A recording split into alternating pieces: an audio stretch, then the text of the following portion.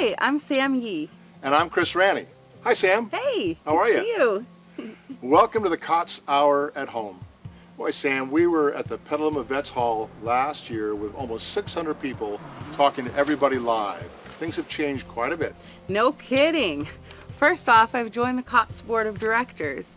And on top of all of that, all of us have been experiencing for almost an entire year enormous changes, from safety protocols to new ways of keeping in touch with our friends and family, and another fire season, and also enough political news to last us an entire lifetime.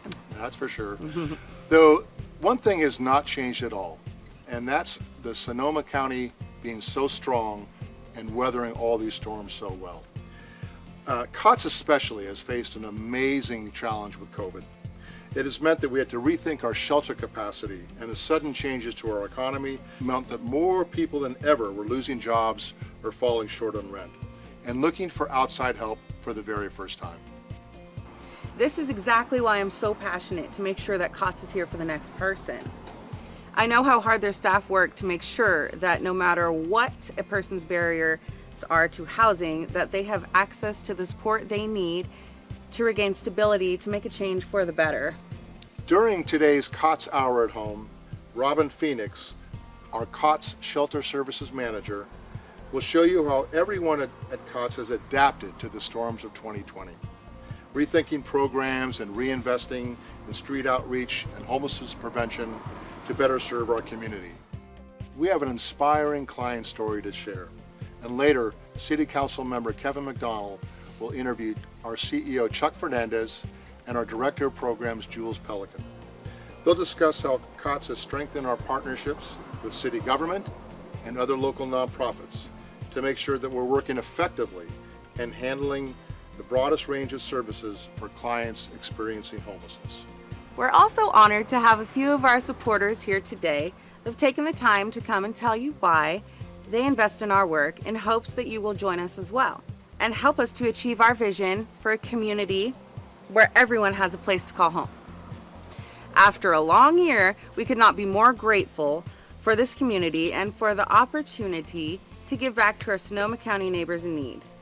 So thank you for watching today. Thank you for your partnership in our work to end homelessness. And welcome once more to the COTS Hour at Home. And Sam, on with the show. On with it.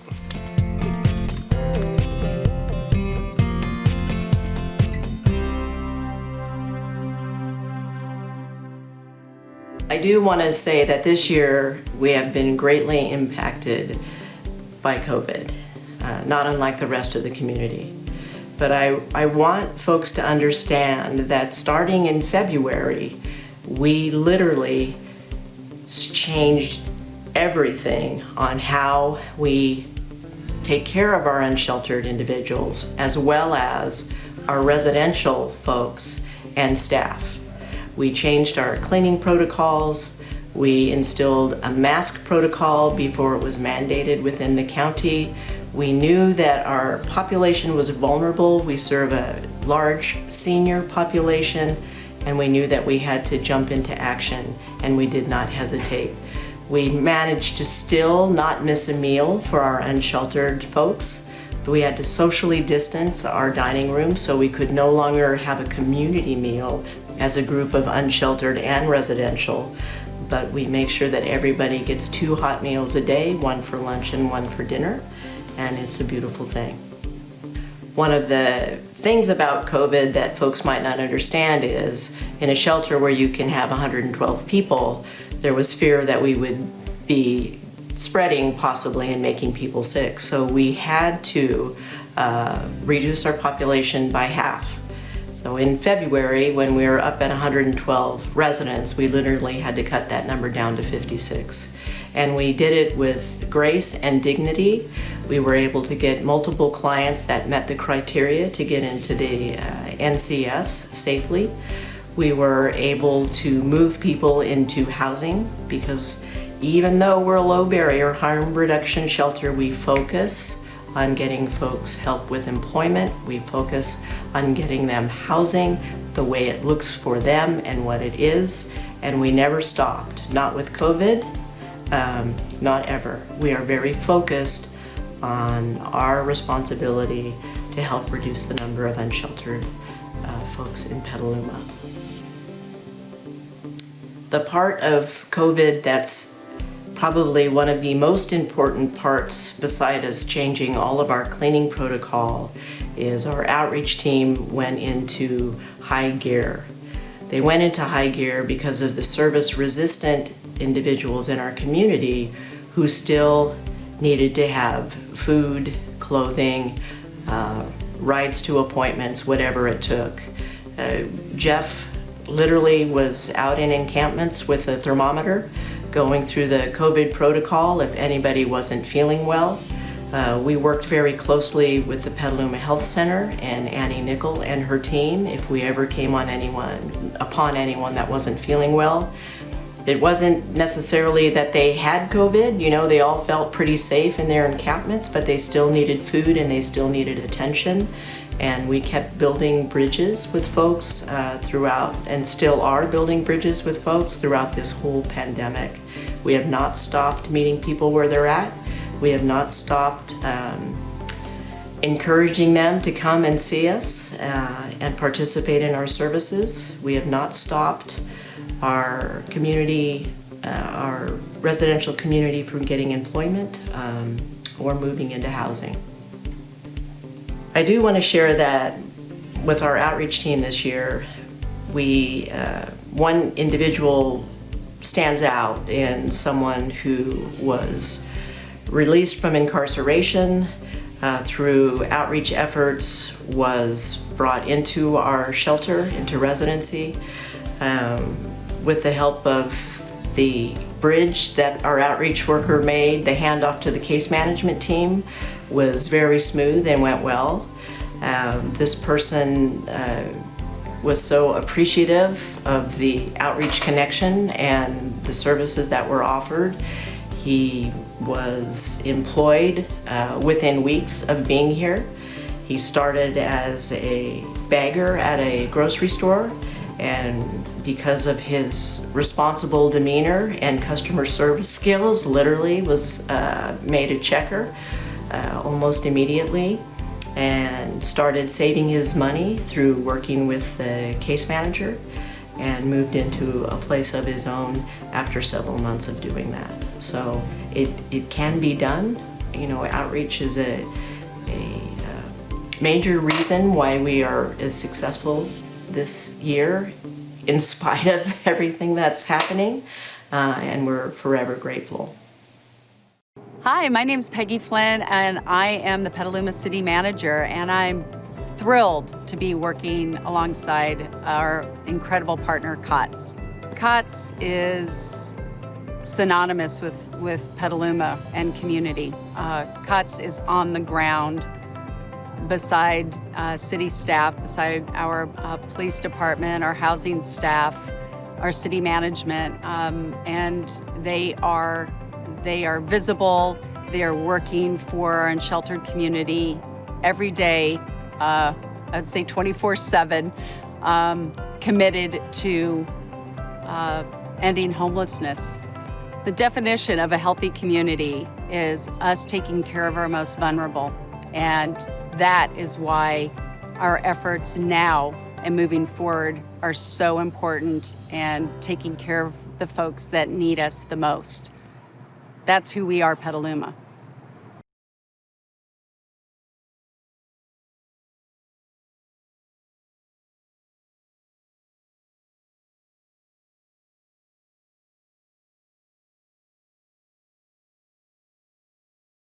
My name's Rochelle. I'm a single mother of four. I came to KFFS back in July. I was at an SLE before this, sober living environment, through WRS. And I wasn't able to have all four of my children there, so the other option was moving into shelter temporarily and to find supportive housing. So my children are ages 14, 12, 11, and 9. And they are all doing the distant learning while I'm working from home, which has been interesting. In 2017, I left my ex-husband. He was really abusive, and I moved into a safe house, and I lost my home. I lost my car. I lost pretty much everything that I had worked for the last 12 years. And then after I left him, a lot of like family and friends reached out, and I took advantage of that, and like kind of my addiction took off from there. So for about a year and a half, I was just kind of all over the place and not really knowing what I was doing with my life. And then in May of last year, 2019, I decided to get clean and sober. And that's when I went into a program in Santa Rosa and got clean. And it's just led me little steps to get to where I'm at today. The reason why I came here, there's a couple of different shelters, but the reason why I came to this one specifically was because of all the resources that I've heard of. And I just thought that I could benefit from being here. So the amazing thing about Rochelle is that she just came in and like, let me know what I need to do and I'll do it. The first day she was here, she did like 5 applications to low-income housing. She recently just got an interview for low-income housing in Roanoke Park that they're building, which is amazing. You know, everything else, she's been working on her credit, so her credit is a lot better than when she moved in. And yeah, I don't see any reason why she wouldn't be approved, so that's really good news. Yeah, that's why she's like, I'm gonna get a place by 6 months, because she is. So Wendy is really amazing. She's been super supportive. She's very understanding because she's been through a lot herself. So yeah, I just relate to her a lot, and she's just really helped our family out a lot. I think she goes above and beyond. Yeah, I love her. So Wendy, I meet with her every Wednesday for case management. We don't do really a lot of job search. I did that on my own. It's more housing stuff that I do with her.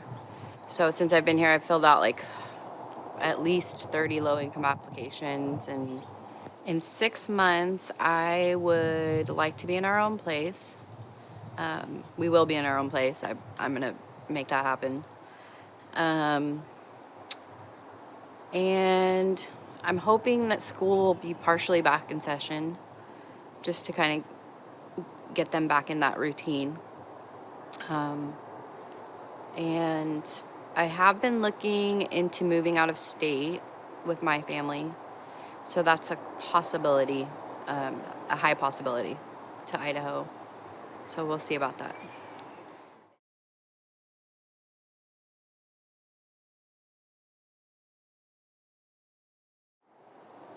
Distant learning has been a struggle. So they hate that. They hate distant learning. They want to go back to school. But I think they like to be out of school also. They like to be home with mom. It's stressful. I have them 24 hours a day. And their dad's not in the picture, so it's just me. It's stressful.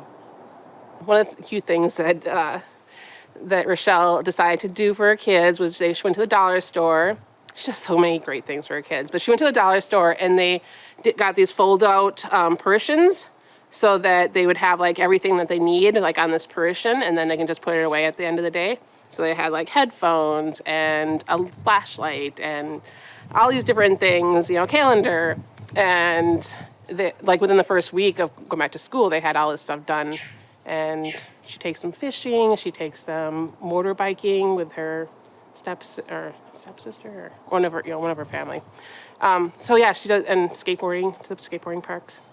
So yeah, she definitely does a lot for them and tries to make living here as comfortable for them as possible, which is hard because a lot of other kids, they get into a lot of trouble. So just to have that outlet outside of here is amazing because that was what they need. Yeah, she's a good mom.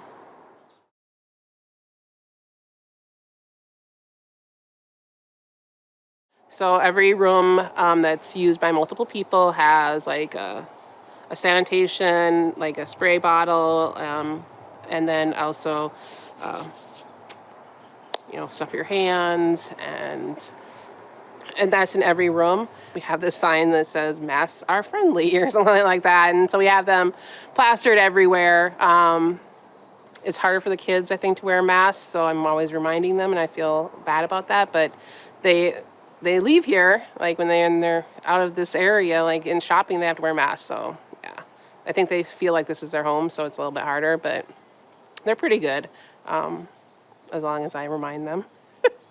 I think that's for every child, though, but right now, I think is like one of the best times to be at KFFS. We have myself, another very motivated case manager who is on top of getting everything we can for our clients that they need, focusing on barriers to getting housing, and then you add into it all the other programs that are coming back to MIC and COTS and KFFS. So I feel like very optimistic of the future for this location and for MIC, and I feel like this is like one of the best times to be coming in and staying here. I don't see, even though we have COVID, I still see this as a safe place. And yeah, I'm happy to say we're going to get a few more families in here in the next few days, and that makes me very happy.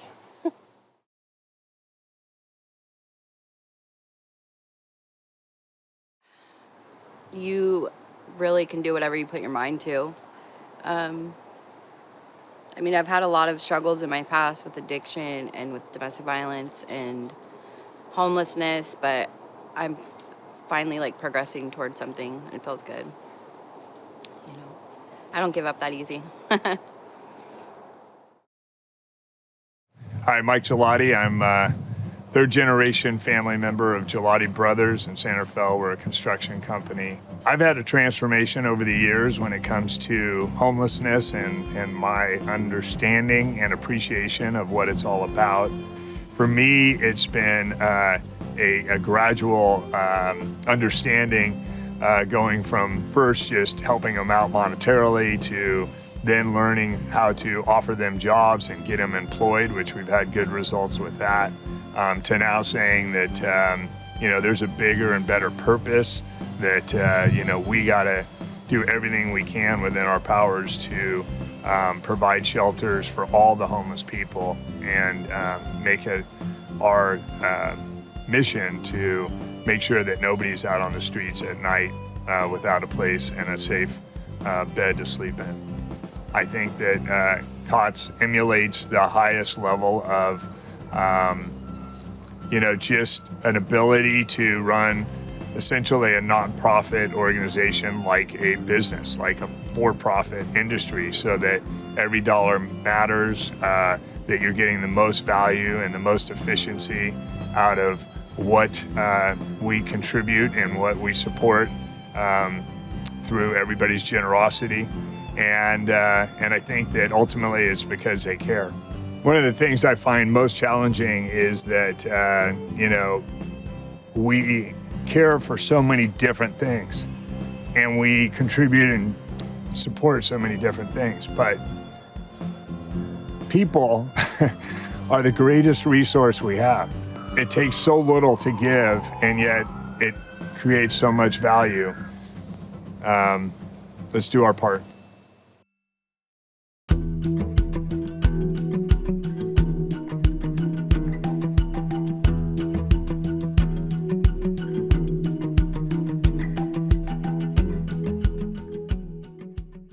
So, COTS has been in this, more than 30 years? 32 years.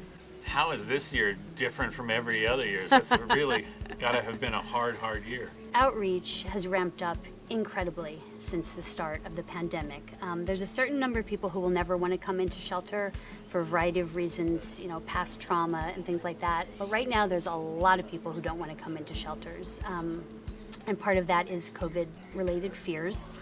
So we are pouring a lot of our staff time and a lot of our heart into outreach right now to do the best job we can with people who are encamped, letting them know about the services that we have at the Mary Isaac Center, trying to entice them in, and sometimes that works, and sometimes it takes 10 tries, and maybe then it works. And our outreach worker, Jeff, starts his day by making, a couple dozen peanut butter and jelly sandwiches, and he heads out to the streets and the encampments and reminds people about the Mary Isaac Center and the services that we have there to try to see, can you give it a shot?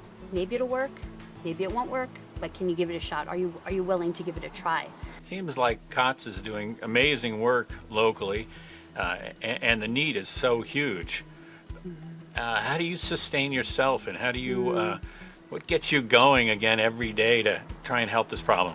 I have the opportunity every day that I go into work to connect with an individual who I may not ordinarily get to connect with, right? So for me, it's really about the person-to-person connection. I walk into the Mary Isaac Center and I don't know what I'm gonna find every day. The other day I came in and it was one of our residents was having a birthday, and a few of us had signed a card for him, and one of the other residents kind of put a cake together for him, and we just kind of celebrated him in the way that you would. It was not a big deal. And he called me at the end of that day and he told me that it was the best birthday he had ever had.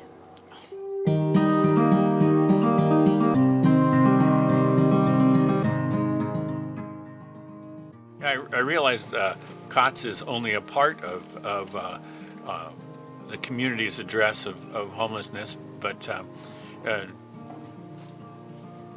do you see us as making a real progress, or the community effort could be stronger? I've worked in a lot of different communities, and I think the community in Petaluma is unique. It's different. You know, every Monday we have a meeting where we address homeless issues on the streets and encampments, public health issue. And the people that we have around the table, we have the police department, we have the downtown streets team, we have the city manager's office, we have the health center. We have a number of different experts that come together and address issues. And so we're doing actually a lot to address the problem of homelessness on the streets. And I think when we do that in a collaborative effort, when you're all sitting around on the table and there's different voices, there's different levels of expertise, everybody's passionate, everybody cares, you begin to trust one another. And when you trust one another, credibility increases and accountability increases. And you can move through problems just a whole lot quicker. You come up with innovative solutions that, you know, if we were just trying to address these issues on our own, we would never come up with that. But when you have partners around the table and you have different voices and perspectives, it makes all the difference in the world. You know, as this problem gets larger, there tends to be groups or aggregates, camps of people, and at times the camps get cleared. What goes into the thought process and for an action to be taken, and also for what support is given during that time? When I think about encampments, when I think about providing street outreach services, I think about a couple things. And because of my background, I tend to think in more process-related terms. So when I look at outreach, I look at the first step in doing outreach and getting it out to the encampments. And I think the first thing is building trust, because the population that we work with is very untrusting, especially of any authority-type figure. And so building trust with the people in the encampments is hugely important, and it takes a lot of time. You got to show up and you got to deliver. And if they ask you to do something, that's how you build trust, right? And once you build trust, it's only then that you can start to provide some services, whether it's medical or mental health, to bring out food, maybe even help them get into the shelter. And once you've helped them get into the shelter, then you can start addressing challenges that they've had and maybe what caused their homelessness. Maybe I lost a job, domestic violence, my mental health issues. And once you work through that, then you can help get them into a house. And so when I look at street outreach and the encampments and getting them out of there, I think about it more in a step-by-step process. It takes a lot of time. It takes a lot of patience. Quite frankly, it takes a lot of love. Hi, I'm Andrea Pfeiffer of Chocolate Horse Farm here in Petaluma, and I have been on the board of directors for COTS for about 10 years. I chose COTS personally for my husband and myself and my business because COTS is truly in the business of saving people's lives. Whether you have tuned in via the COTS website, Facebook, or YouTube, We are very excited to have you join us, and we're committed to helping the community grow a future for our vulnerable individuals. There are many of us that have been very fortunate this year to weather the storms of 2020. But if we look around us, there are many that have not been nearly so lucky. This is a great opportunity to help those that are still suffering. Here in Sonoma County, we've had more than one storm to weather. We've had the tragic fires, and many families are still struggling financially from COVID-19, whether they themselves have contracted the virus or they've lost their jobs. It is our opportunity to come together as a community to make you feel good about living in Petaluma, living in Sonoma County. We use our resources to help the most vulnerable in our community. Everybody in our community deserves the chance to thrive. It is this time of year that we ask everyone in the community to be generous. It's your opportunity to feel great about the place we live in. Sonoma County is an amazing place to raise a family. And to have the diversity and the ability to live here, some people just need a little extra help. And COTS is here to do that. We serve families that might be struggling a small amount. We have families that should not be living in cars. Nobody should be living in the streets in Sonoma County. So I'm gonna ask everybody watching today to give, and give as generously as you can. This year our event is virtual. We're asking for your donation today, and you can give at cotshour.org, COTSHOUR.org, O-R-G. We want to thank everybody for joining us today. With your help, we're going to make a world where everybody has a place to call home.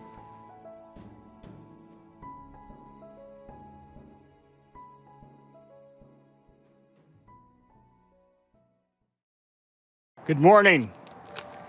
I'm supporting COTS because I firmly believe that we have an obligation to help people that aren't as fortunate as we are in the community. COTS provides not just a handout, but a hand up. You know, in Sonoma County, there are approximately 3,000 homeless people. However, there are about 21,000 that are right on the cusp of homelessness. You know, the numbing pain and fog of homelessness leads many times to substance abuse, and understandably so. And also, it's impossible to maintain health without a roof over your head.